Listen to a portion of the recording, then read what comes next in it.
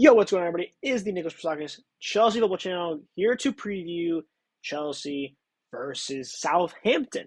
Southampton, bottom of the league, Southampton, of course, a game that I have already quoted to be a must-win game. There's no other result we will accept except the win. So that's how we got to be feeling going into this one. Of course, like I already said, bottom of the league. It's a game where, there's going to be, I feel like there's going to be rotation. Now, I'm going to put it, for the lineup I put in, I'm making it so that it might not be a lot of rotation, but I also want to judge it as a gauge to see how Maresca thinks. Of course, when I see this, I think that in a way this kind of acts as a European game in my eyes. Do I think there's going to be a lot of players playing that you're in European games in this one? Not necessarily. I think that we are going to be seeing more players who played normally on the weekend in the Prem games playing here in this game midweek.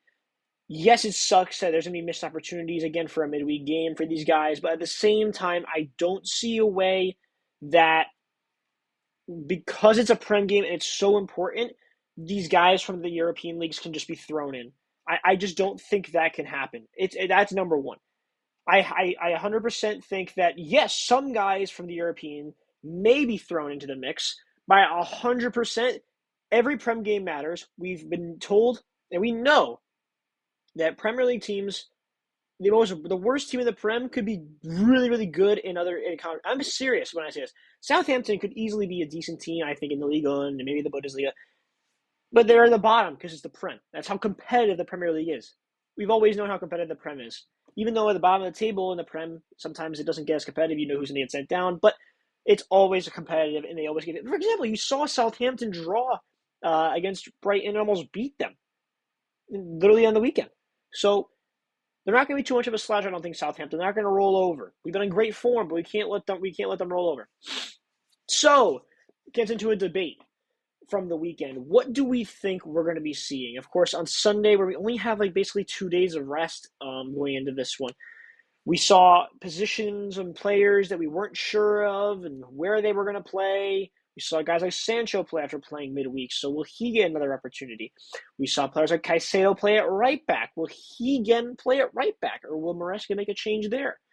Will Jorgensen play in net? Of course, we saw Sanchez play in the last one and play well. Will he see need for rotation? Will he give other players opportunities? We're about to find out as well. Like I said, it's about rotating. Chelsea have the ability to rotate their team with players who, in a way, somewhat deserve to play it, but they also need to make sure that the load, in a U.S. term, load management is like a term we use for, mostly an NBA term that they use for resting players. Will we rest players in games that I think matter? Even though this team's at the bottom, will we rest players in a game that matters? Now, personally, I think we should treat this game like any other game we should. I think that the starters should play yet again. I think that the players that played on the weekend had a very long rest in preparation for this game. Like, when we think about it, they had such a long preparation. They had a week rest.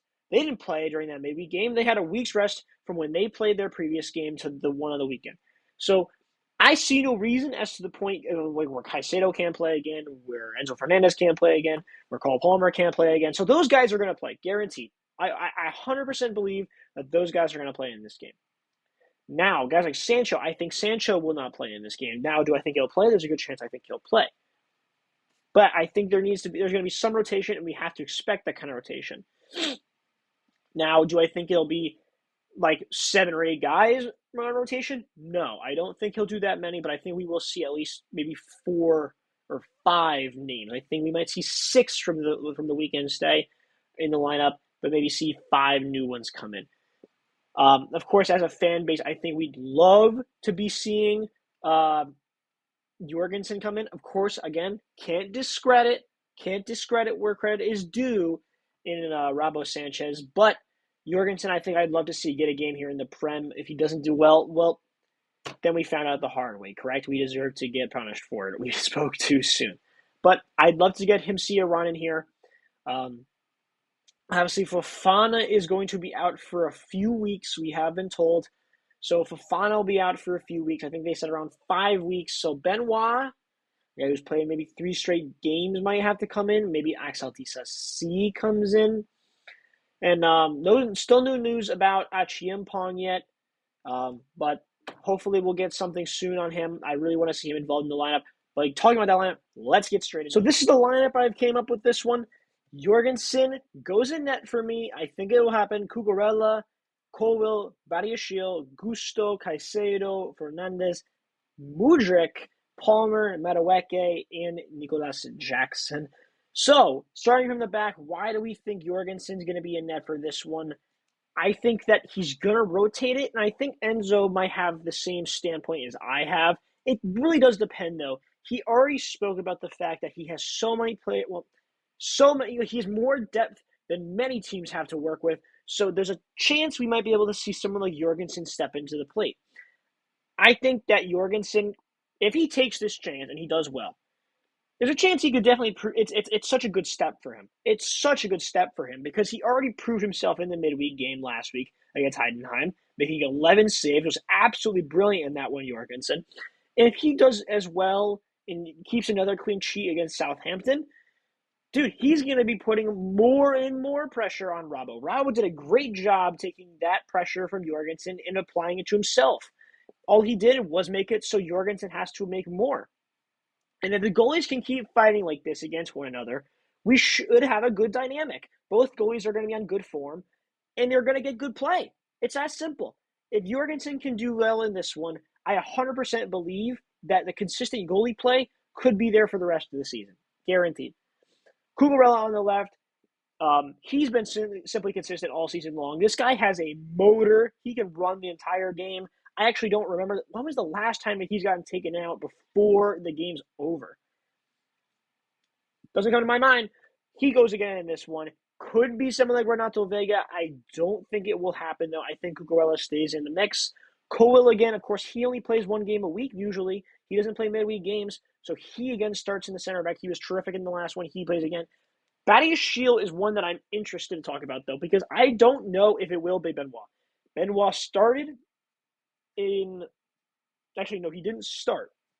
He came off the bench in Leicester, right? No, he started the game at Leicester. Of course, Fofana played at right back. So Badiashile played against the against Leicester. He played midweek. He came in and played for 35 minutes on the weekend, I'm almost certain. So what will happen with him? Will he start?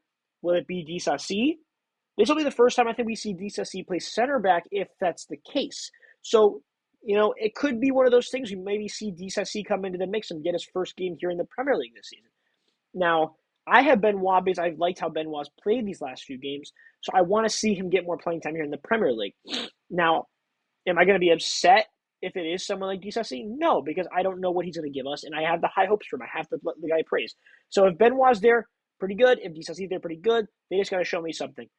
Losing West is a big loss, so they got to make up for it. Hopefully they could step up in the meantime. So Benoit goes in there for me right now. Gusto goes back to the right. Now, I could see a world where Moises plays here again, but the thing is, do I think he will go the 3 midfielders in Moises, Lavia, and Fernandez against Southampton? I don't think so. I don't think we're going to see that against Southampton. I think we're going to see Malo come back in at right back because I think it might have been a fitness thing as well this weekend. He only played a few minutes. So I think it's almost guaranteed we'll see the natural right back go back in. Of course, we all haven't really been too outstanding. We haven't really Malo's been terrific this year because he hasn't. It's a little bit of an iffy this one to say. So I think Malo will go back to his natural right back and show us something, Malo. This is your time. Reese is out again. We don't know how long he's going to be out for. So Malo's got to prove us something, and hopefully he'll take his chance here in this one. But the midfield does become Enzo and Caicedo. I think that in this game, he'll be fine with having just basically Moises by himself, maybe with Malo. It'll depend on basically what he thinks, because I'm sure that he'll have a similar type of tactic with him and Fernandez and Palmer getting up the field. So I'm sure he'll be fine in this one, the game that probably Southampton will be sitting back the most of the game. I'm pretty sure he'll be fine with Moises and Gusto being by themselves. So I see no way that Enzo and Caicedo don't play. Their form has been too good, especially with Enzo picking it up. I see no problem. Mudryk on the left-hand side. A lot of you people are going to be like, what are you talking about? How is Mudryk playing? It's about rotation. And when you have the amount of rotation that we can make, I see no reason that he doesn't get a chance. You saw Neto play, I think, a full 90. You saw Jane get almost 180 minutes in the last two games. You saw Noni Madueke get multiple, almost 12 or 11 games starts in a row. The only guy who hasn't even gotten consistent, I'm not sure Mudryk started a game for us in the Prem this season. If Mudryk gets this game, it'll improve his confidence even more. The fact that he'll be in the starting lineup and the fact that he may have a chance to get a goal or an assist and prove himself to Maresca even more, I think this is a quality game for him to play. If it's not working, take him out at halftime. Take him out at halftime. You have a chance to recuperate the problems that happen. I think Mudryk plays in this one. I think it's a very good time to do it. So I think Mudryk plays. Palmer through the middle, no question. I think that it's still a big enough game to the point where you can't just bench a lot of your starters. I think Palmer is just too big of a player to bench. If he does sit, which I don't think will happen, I think I'd love to see Joao Felix. I'd love to see Nkunku. I don't think it'll happen though. Now, what I have is Noni Madueke. Of course, he didn't start. He came off the bench a little bit later on, I think around the 70th minute. So he only played like 20 minutes in the last game. So Noni comes in with 20 minutes played on the weekend. I think he will come back in, but I also think there's room that guys like Joao Felix can play. That's why I'm not 100% certain that Mudryk will play, but I 100% think that he deserves. Let's say with Mudryk for a second. I think he deserves to play, but I think that Maresca might lead more toward Joao Felix. That's just my thoughts. But I think Madueke deserves to get back in the lineup. I made a video talking about how I thought Madueke should continue starting to gain more confidence, and I'm going to keep him in for this one. Jackson up top. He's been too quality for him to get benched. Again, Nkunku came off the bench for him, didn't do enough to the point I think he warranted a start. So I think Jackson starts, but again, I think there's a chance you could see maybe Nkunku come off the bench. So going into my predicted score line, I think we score 3 goals again, but I don't think we keep a clean sheet. I think we'll win 3-1. The reason I don't think we'll keep a clean sheet is I think this back line hasn't played together. I think Benoit looked really, really solid when he came into the mix in the last one. If we do play Milo at right back, I think we'll be a little bit more open. I think Moises playing right back is he's right in the midfield. He can play that right back role so well. So I think that gave us a little bit more defensive stability. With Malo, we might not have as much. So I think we might be a little bit more open on that right-hand side. So we'll have to see how it looks. But I think a 3-1 win is what we'll get. Obviously, I'd love to see another clean sheet. I think it's just proving so much if we can keep getting clean sheets. Of course, we have the same amount of goals conceded as Arsenal this season, the so-called stalwart defense that they have with Gabriel and Saliba. So supposedly, we're supposed to believe that Chelsea shipped goals while the record-breaking defense that was going to break the record for goals allowed in a season. Yeah, how'd that work out, Arsenal fans? How'd that work out? Didn't work out too well. You're 1 goal away from tying that record and holding out for how many games? How many games? Let's see. 30, 38 minus. It's a lot. It's a lot. Let's put it that way. It's a lot. So it's not going to happen. And, well, let's put it this way. 3-1 win is what we're going to see. I'd love to see it. Let's go in you Blues. Get it, boys. See you next one.